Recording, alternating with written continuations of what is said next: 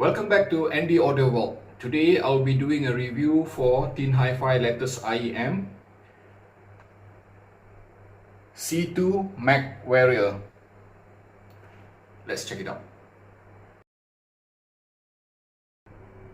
Alright, let's find out what's inside. Very interesting looking box here. Mech Warrior.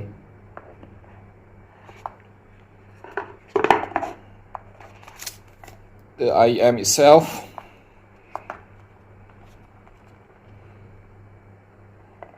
Okay.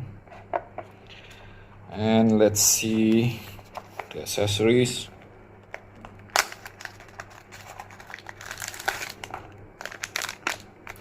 The cable. Normal 2-pin configuration with single-ended termination and pretty much a neat looking cable as well. And of course, tips. It only has silicone tips. I'm gonna put it here. And I noticed that these tips comes in 3 sizes, but apparently looking at them, regardless of the sizes, they are all small bore type. Yep. So only small bore silicone tips are available, it seems. Perhaps what's interesting about this C2, the design, all metal construction.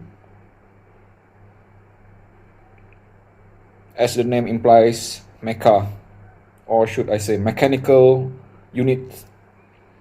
Looks a bit edgy, right?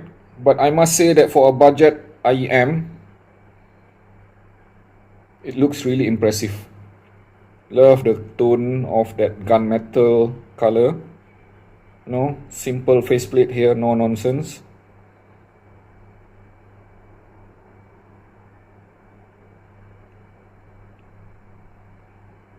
It's a single DD anyway.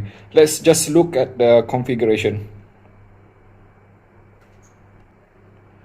Okay, as for the configurations, what's inside, it is a single DD, right? And it's a custom developed 10mm dual cavity dynamic driver. It is actually made of PU+LCP composite diaphragm, and the shell definitely CNC machine of aluminium alloy. The impedance being rated at 32 ohm, so it should be easy to drive, especially considering that the sensitivity is at around 104 dB. Now let's find out about how does this sounds like.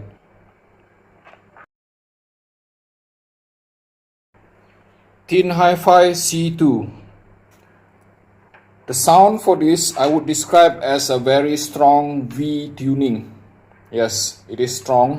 When I say strong, it is basically a traditional dynamic driver with hint of organic timber. So at least that's a good thing. It doesn't sound metallic or plasticky to my ears. It offers moderate energy and euphony level on the dynamics presentation itself. Alright. So, looking at the entire spectrum of sound, I would say that this is meant to be something which is highly vibrant, entertaining and musical at the same time. It is not intended for analytical listening, at least what my ear is telling me. Alright. Going into the mid-range, I would say that the mid-staging depends on the recording. Okay. The reason is that being a V sounding unit, depending on the recording, for example, if listening to the songs like jazz, ballad, bluegrass or folk song, right, I can hear that the mid presentation being intimate enough, frontal enough. But however, when I switch to something like rock music, metal, or anything that is typically mixed with suppression of mids, I can feel that the mids appear step back quite a bit, and then basically I would say that in general terms, C2 Mech Warrior is not a mid-centric IEM. Alright.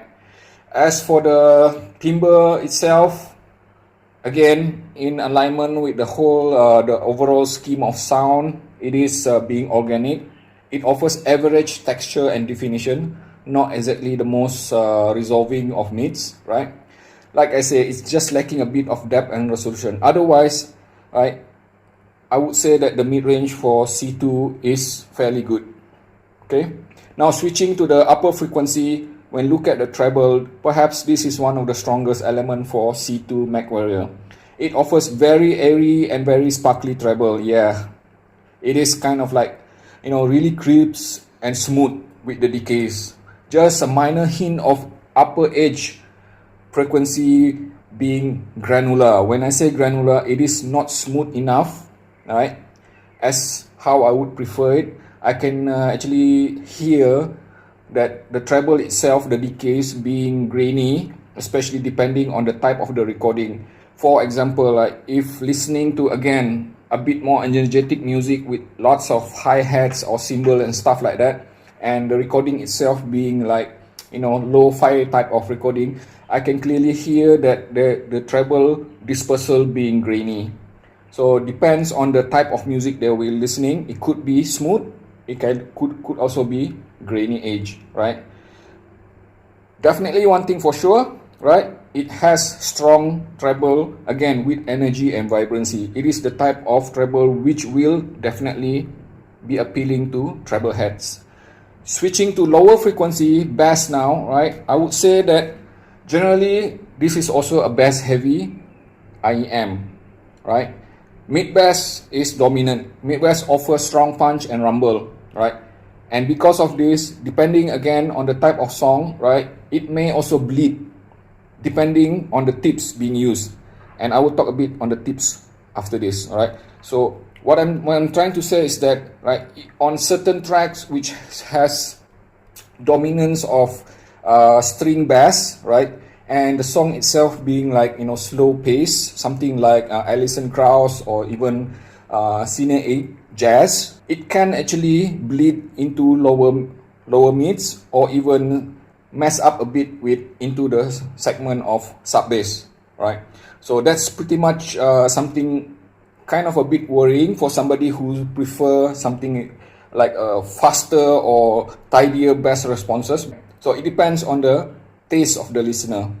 Okay, one thing for sure about the sub bass region, right, it has actually good seismic responses, the decays itself being smooth, right? It is pretty much similar to how we would have heard it from Harman type of bass responses. As for the technicalities itself, I would say that, right, going first into the head stage, which is the perceived sound stage, unfortunately I would say that, right, C2 does not sound wide enough to me. In fact, I would even say that compared to other competitors, it sounds kind of a bit narrow, right? But at least it does not appear outright, you know, cramped. Okay, spatial staging is practically split between left and right. So which means that it is a very traditional approach of stereo, where it focuses on left and right imaging rather than being holographic. So perhaps despite the name Mech Warrior, I do not think that this is a good unit for gaming where spatial holographic sound is needed, right? It offers decent speed and resolution. However, it may struggle with complex music. What I'm trying to say is that subjecting it to, let's say, decently paced music, right? Pop music, up to pop music, it will still be okay. But I have observed that using C2 Mech Warrior with rock music or metal music or anything which has over 150 BPM of speed, it struggles. It just sounds congested and, let's say, almost collapsing into each other. It almost collapses the sound stage to a point that it's being cramped. All right. It is definitely very easy to drive. Connected directly to my Sony Xperia 1 phone, right? I can already use this at max capacity. It does not need anything too heavy like this three thing here that you see the dongle, which is DAC pouch Heady RU6 and iBus DC03 Pro. In fact, there's a potential that subjecting it to very powerful source, it may sound a bit shouty, right? Because this IEM is already a very energetic IEM and highly efficient and very sensitive. So it is best that keep it at around 1 VRMS maximum. Let's do a recap and conclude on this C2 Mech Warrior. Before I do that, I would like to touch on the subject of tips, because I did mention earlier that the tip selection have some impact to it. You would notice that, right, C2 Mech Warrior comes only with narrow bore silicone tips. Okay, what it means is that usually narrow bore silicone tips are designed for best focus, lower frequency focus. So in this kind of configuration, it offers a very strong V curve sound performance, which apparently, or should I say, sounds like it is boosting on lower frequency as well as upper frequency.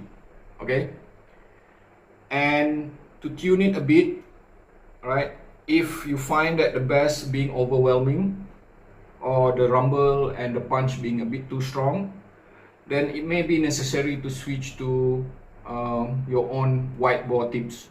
Or in the case of my situation, I have actually opted to use foam tips, right? In this case, it is medium bore, and I have found out that it does help to tame the bass responses a bit. But pushing it further, it will be even better, depending whether you like bass or not, right? In my case, I always prefer my bass to be a bit more neutral. I switch to something like this, which is basically a hybrid foam and silicone tips, Misodico Mix 460, or you can actually use also Symbio Orange. What it will do is that it will drastically tone down bass performance to a point that it sounds very fast, very tidy, and offering very short decays for sub bass. So some people might even call it like sub bass decays now. It behaves differently, sounds differently. Okay. So what's the good thing about this Mech 2 Warrior is that it is quite adaptable to tips. Changing different kind of tips may yield different kind of result to suit the listener, alright? And that is something that I would consider as something positive, alright, rather than negative. The other element which I'd like to talk as well is that, right, despite being made of metal, 100% CNC machine aluminum shells, very edgy like this, right, it does feel comfortable to my ears, right? Sitting in my ear concha, I do not feel any kind of ear fatigue even after 3 hours. Okay, probably because it is lightweight enough despite being steel, and it is the size is appropriate. It is not too big, all right? The nozzle also being, you know, medium length. So I do not have any kind of issue wearing this despite being made of all metal. And going back to that design, again, right, this is probably one of the best looking budget segment IEM that I have seen so far, right? I am a big fan of this sort of gunmetal color, right? No nonsense kind of design, you know. It's mecha, it's like, you know, mechanical, everything about it, it feels premium in fact, despite the lower asking price. Aesthetic wise, this is probably one of the best this year for budget segment IEM. Okay. However, on the sound aspect, it depends, right? We need to set proper expectation for this Mech Warrior C2, right? Going back to the sound impression that I have mentioned earlier on, it does have several cons that need to be considered. So what it means is that C2 Mech Warrior is not for everyone. It is definitely designed and tuned for people who love their sounds very engaging, very vibrant, euphonic, right? And not analytical or not relaxed, because relaxed is not what C2 is offering, all right? So that's pretty much C2 Mech Warrior in a nutshell. Thank you for watching and stay tuned for more from Andy Odovo.